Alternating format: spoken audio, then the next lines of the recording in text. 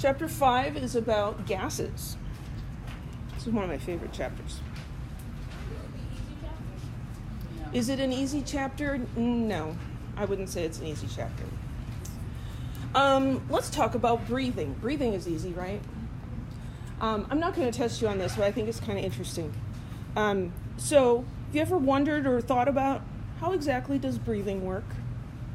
That's one of those things that, you can make yourself crazy thinking about. So here's a fun fact. Every day you move about 8,500 liters of air in and out of your lungs. It's about 25 pounds of air. That's a lot. And the reason that breathing is possible is because your body can create pressure differences between the outside air and inside your lungs. And it's that pressure difference that causes air to come into your lungs and then to go out of your lungs. So what exactly is pressure?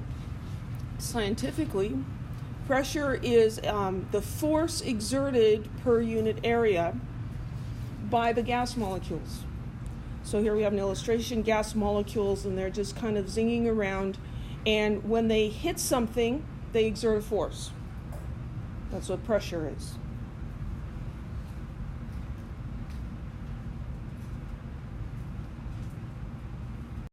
So the pressure of the gas depends on several factors.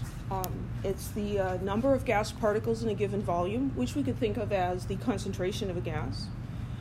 The volume of the container affects the pressure, and how fast those gas particles are moving. So what happens when you inhale, your lungs expand, the volume increases. When the volume of the gas is increased, its pressure goes down. So then you have lower pressure inside of your lungs. The outside pressure remains the same, and so that causes air to flow into your lungs.